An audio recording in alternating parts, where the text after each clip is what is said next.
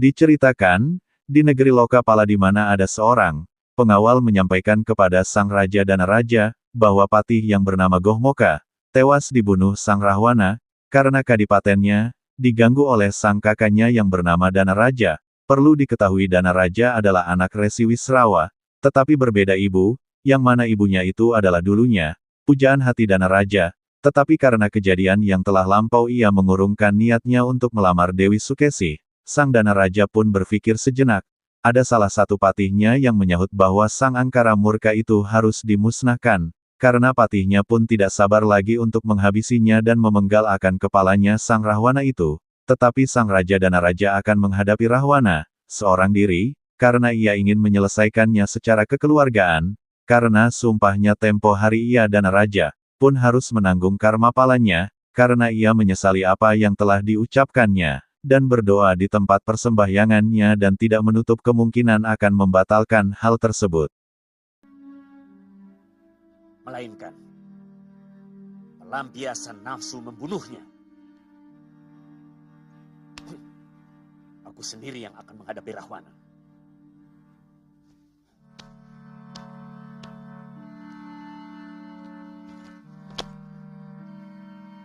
Romo Begawan,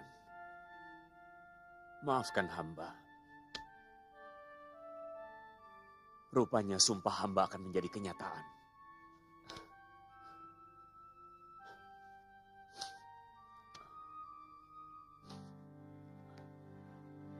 Padahal hamba telah lama menyesalinya.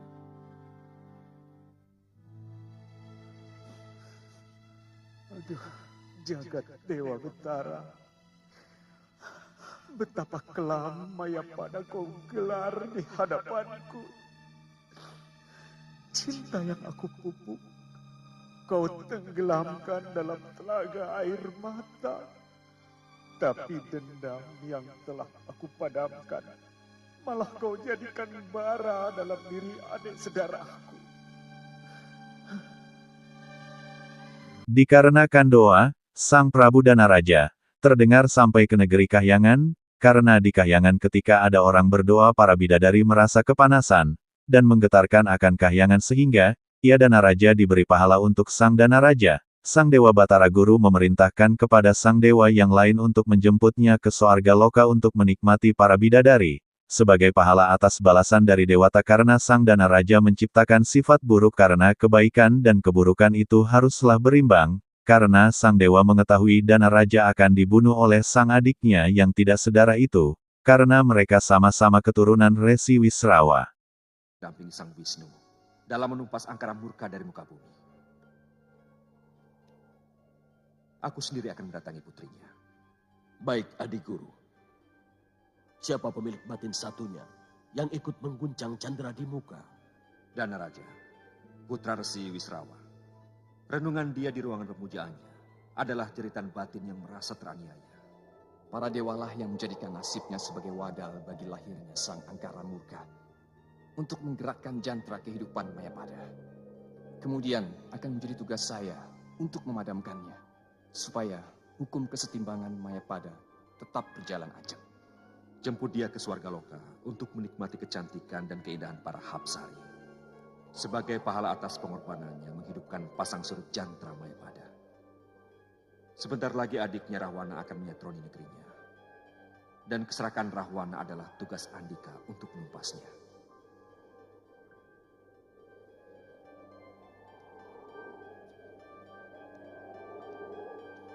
Sin berpindah di kerajaan Lokapala, yang mana Rahwana dengan gagah beraninya memasuki wilayah Lokapala itu, padahal ia cuma sendirian tanpa adanya pengawalan, namun dengan mudahnya sang Rahwana itu menghabisi pasukan dari Lokapala, karena sang Rahwana ingin sekali berkuasa di tempat sang ayahandanya, yaitu sang Resi Wisrawa karena ia juga pernah memimpin negeri Lokapala. Setelah secara brutal menyerang sang Raja Danaraja pun muncul di hadapannya karena itu pula lah ia menawarkan untuk bertarung dengannya 1 lawan 1 atau, dengan pasukan. Danaraja pun menjawab tantangan itu dengan 1 lawan 1.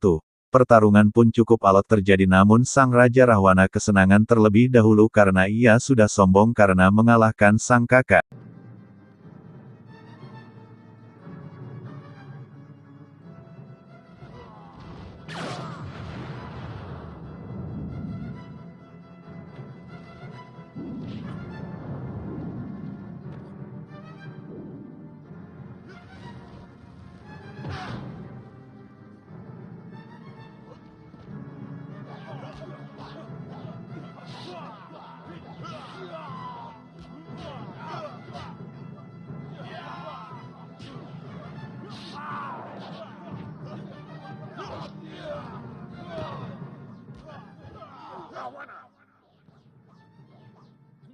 kekejamanmu itu? Nafsu membunuhmu lebih kejam daripada seekor harimau. Harimau membunuh mangsanya untuk dimakan, tapi kau membunuh hanya untuk kesenangan dirimu sendiri. Jangan banyak mulut, Dana Raja. Aku datang untuk memintamu menyerah. Dan Lokapala harus menjadi milikku. Karena sebagai putra Romo Begawan Wisrawa, aku pun berhak. Atas dasar apa? Banyak hal.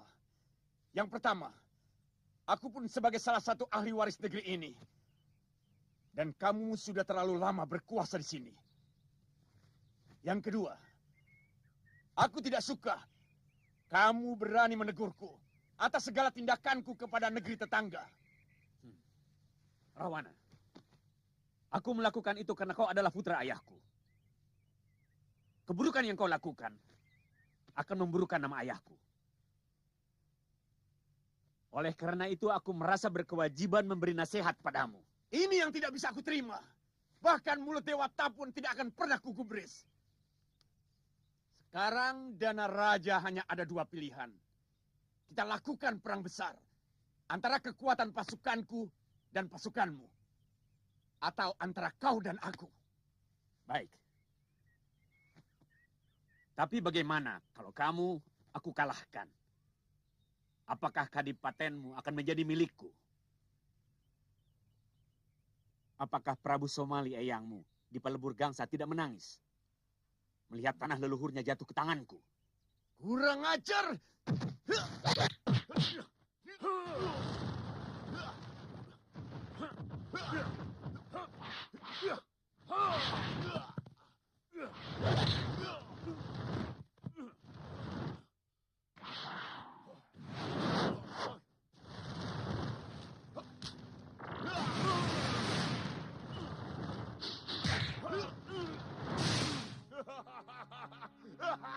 Sin berpindah ke tempat, Sang Dewa Batara Guru datang kepada mereka bertiga. Namun, Anjani yang didatangi terlebih dahulu oleh Sang Batara Guru, karena Sang Dewa memberikan kabar istimewa kepada Sang Anjani untuk diemban bersama kehidupannya sebagai tugas mulia. Sang Anjani pun dibangunkan oleh Sang Dewa Batara, dan ia inginkan adalah kecantikan yang dulu ia punya itu, yang ia inginkan kembali kepadanya. Sang Dewa pun memberikan tugas kepada Sang Anjani, yaitu, dititipkannya seorang bayi yang akan mendampingi Sang Wisnu Dewa Perang untuk menumpas keangkara murkaan di muka bumi ini. Begitu melahirkan sang anak yang dititipkan di perut Anjani, maka ia akan kembali seperti semula. Sang Anjani pun menerima akan tugas mulia tersebut. Sang Anjani pun diberi amanah ketika ia lahir maka dinamakan akan Anoman. Dia kalah. Kenapa kamu lebih memperdulikan kulitmu? Padahal hatimu jauh lebih cantik dari seluruh wanita yang ada di muka bumi ini, Anjani. Dari beribu laksa wanita, kamulah yang terpilih para dewa untuk melahirkan seorang pendamping Sang Wisnu dalam menumpas angkara murka di Mayapada. Ampun Gusti Jagadewa Batara. Hamba tidak mengerti maksud Paduka. Aku akan menitipkan bibit kesatria suci ke dalam perutmu. Karena seorang kesatria suci hanya boleh lahir dari perut seorang wanita yang suci. Sesudah tugasmu selesai, kamu akan kembali menjadi Anjani yang cantik. Dan kuperbolehkan tinggal di kayangan bersama para Hapsari. Kau bersedia, cucuku? Hamba hanyalah setitik debu dalam jantra kehidupan Mayapada. Tidak ada hak hamba untuk menolaknya, Paduka. Bagus. Sekarang bersiaplah menerima bibit kesatria suci yang kubawa dari Swarga Maniloka. Pejamkan matamu.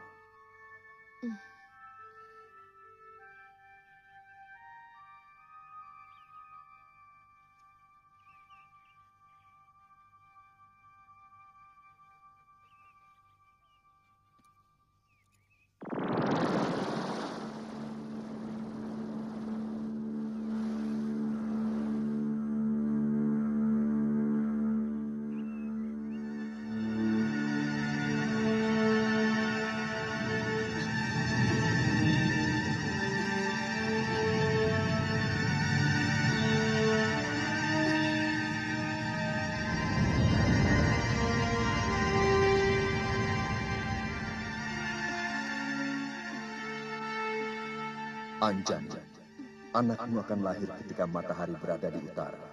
Berikan dia nama Anoman.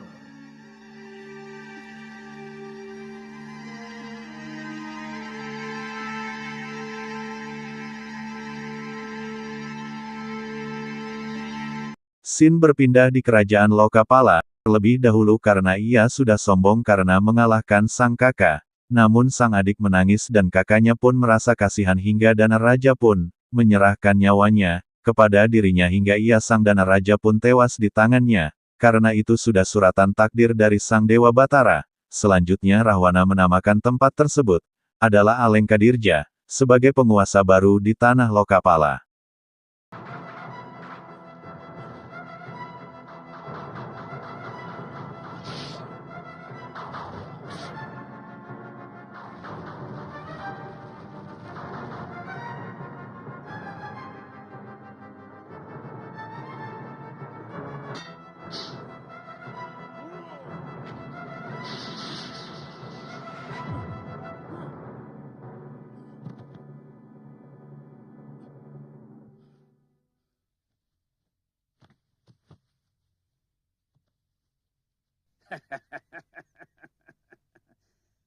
Kau tidak akan mampu membunuhku, Rahwana. Karena semakin membara nafsu membunuhmu, semakin tidak mungkin aku mati.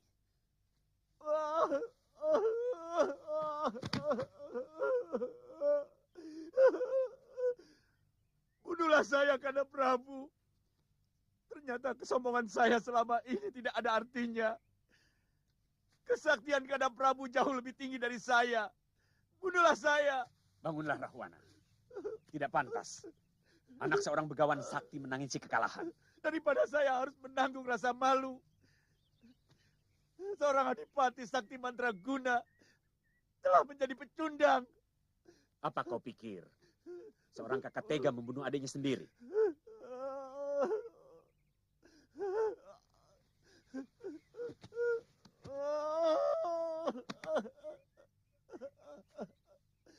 Bunuhlah saya, Kanda. Supaya penderitaan batin saya bisa tuntas hari ini. Saya yang minta, Kanda Prabu. Saya tidak bisa hidup menanggung malu. Saya tidak menyangka Ayahanda Wisrawa jauh lebih sayang kepada Kanda. Sehingga ilmu yang diberikan lebih tinggi dari saya. Bunuhlah saya, Kanda Prabu. Saya tidak akan mampu mengekang nafsu amarah saya. Melihat wajah seorang ayah yang tidak adil kepada sesama anaknya. Rahwana, jangan kau bawa-bawa ayah kita. Beliau seorang yang sangat adil. Kenyataannya tidak seperti itu. Ilmu Kanda jauh lebih sakti dari saya. Bukankah ilmu itu Kanda dapat dari Ayahanda Begawan? Kamu menginginkan kemenangan, Rahwana. Saya cuma ingin tidak dipermalukan.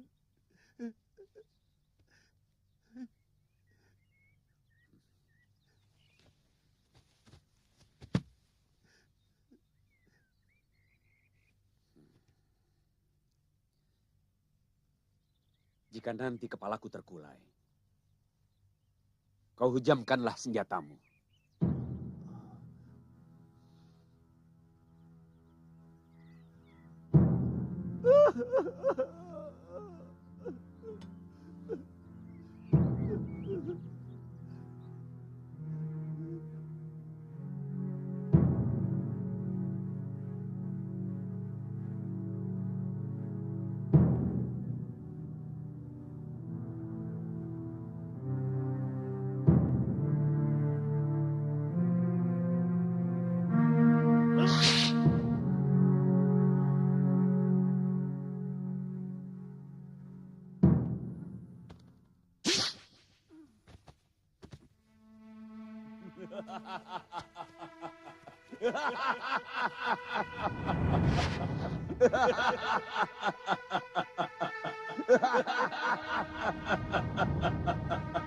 Mulai sekarang negeri ini menjadi kekuasaanku.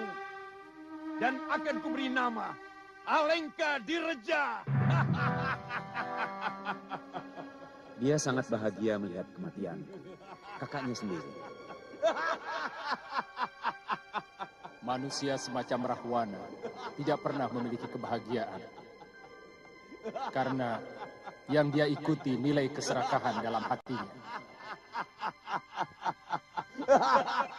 Di sisi lain, ada sang dewa bernama Dewa Batara Narada, yang mendatangi kedua adiknya, yang mana adiknya yang bernama Guarsi yang kini menjadi nama Subali diberi ajian Pancasona, yang tidak pernah mati apabila ia dibunuh dan menyentuh akan tanah ia kembali hidup, dan sang dewa juga memberikan kepada Subali sesuatu yang bisa membesarkan akan dirinya, maka ia pun menerima kedua ilmu itu dari sang dewa Batara Narada, dan Batara Narada pun mendatangi akan adiknya Sugriwa.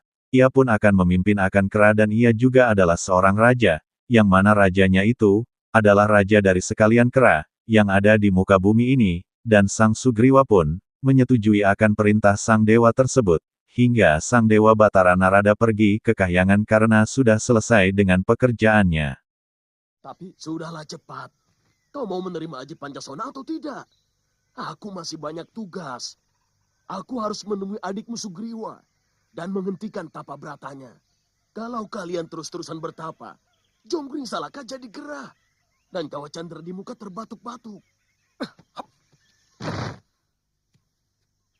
Duduk.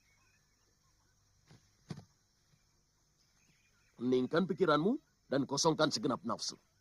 Aku akan memasukkan aji Pancasona ke dalam dirimu.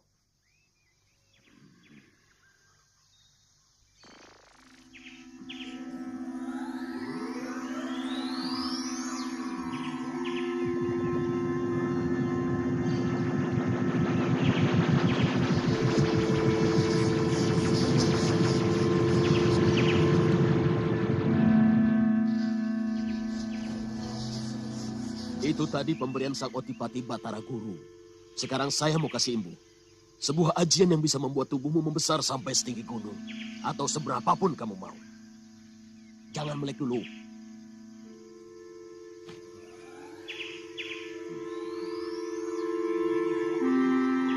Mangap.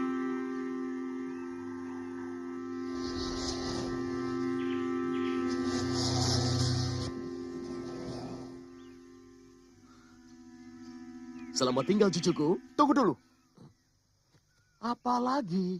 Kenapa tubuhku masih tetap berwujud wanara? Padahal tapa berataku meminta aku kembali seperti sedia kala. Begini ya Subali. Kamu boleh pilih. Kamu kembali seperti manusia, tapi hatimu seperti kera. Atau kamu tetap berwujud kera, tapi hatimu seperti pandita.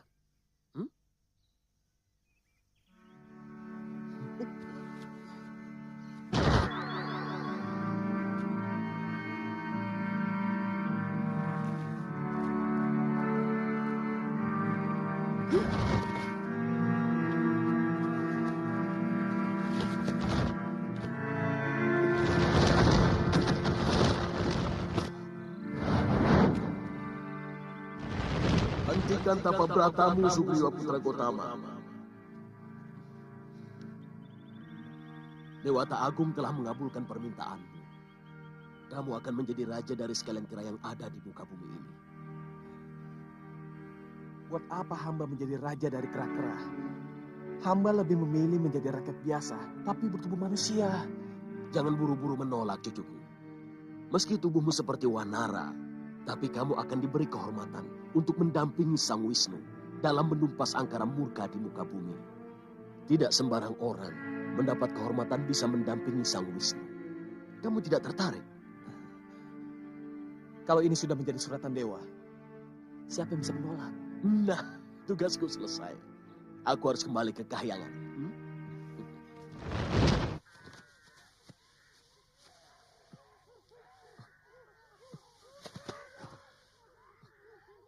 Begitu keduanya sudah dibangunkan sang Batara Narada, terlihatlah sang kakak Sugriwa bersama para monyet di tempat yang baru, yang bernama Istana Ketenangan Jiwa. Juga terlihat sang kakaknya Subali mencari akan Sugriwa adiknya. Akhirnya ia pun berhasil menemukan sang adiknya tersebut, hingga ia dikisahkan oleh sang Dewa Batara Narada untuk menumpas kejahatan. Mereka pun berbagi cerita karena mereka sudah lama tidak berjumpa, dan mereka pun dengan semangat serta antusias untuk menumpas akan angkara murka di muka bumi ini. karena tugas mulia dari Sang Dewa Batara. Namun, mereka ragu untuk mendatangi Dewi Anjani, karena mereka ragu kalau Dewi Anjani itu belum dibangun oleh Sang Dewa Batara. Pada ketika itu, di tengah pembicaraan mereka, Sang Denawa menyerang akan istana mereka, dan mereka pun menghajar kaum Denawa itu hingga babak belur, dan mereka menyerah, serta tidak lagi mengganggu akan kehidupan mereka di Istana Kesabaran Jiwa. Mengaku putra Betara Narada. Memang betul kok.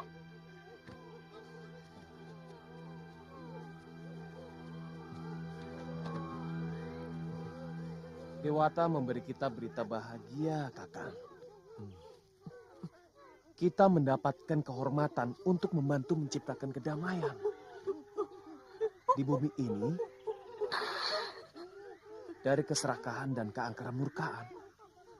Artinya kita akan menjadi penumpas kejahatan, adikku.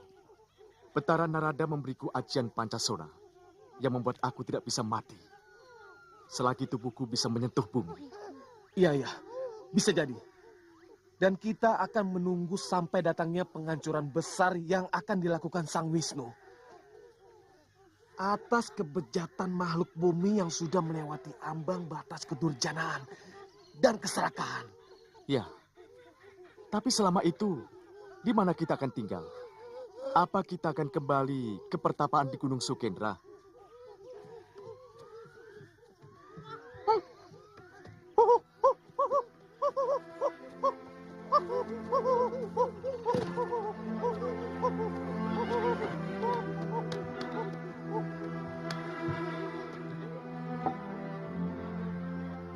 Inilah istana kita. Istana Kesabaran Jiwa. Ya, istana yang bersih dari nafsu apapun. Bahkan nafsu berkuasa sekalipun. Sebenarnya kebahagiaan sejati bersemayam di lubuk hati nurani kita. Tapi hawa nafsulah yang merusak semua kebahagiaan kita. Ketika dia mulai menyusup dalam saluran darah, kemudian pelan-pelan menguasai dan mengendalikan pikiran kita. Ya. Aku suka istana ini. Aku juga, Kakak.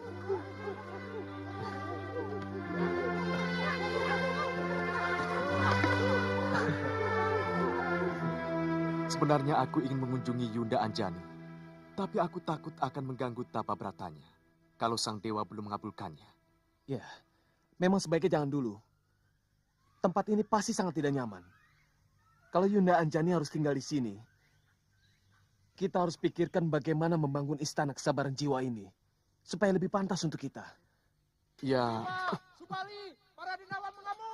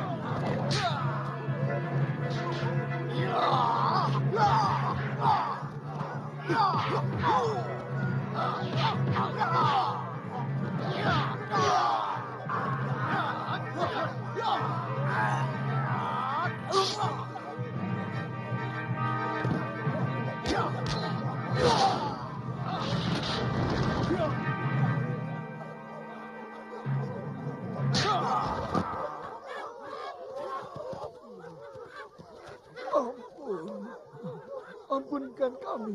Kami menyerah. kenapa kalian menyerang rakyatku? Hutan ini daerah kekuasaan kami. Kami tidak bisa membiarkan siapapun menghuninya tanpa seizin kami. Serahkah kalian? Semua mau dikuasai. Kami berjanji akan menyerahkan daerah ini menjadi milik Tuan. Dan kami berjanji tidak akan mengganggu Tuan lagi, Tuan. Kalau sekali lagi berani mengganggu rakyat kami, akan kuhancur leburkan Alaskada. Mengerti? Ngerti. Cepat bawa anak buahmu pergi. Baik, Tuan. Ayo cepat. Ayo.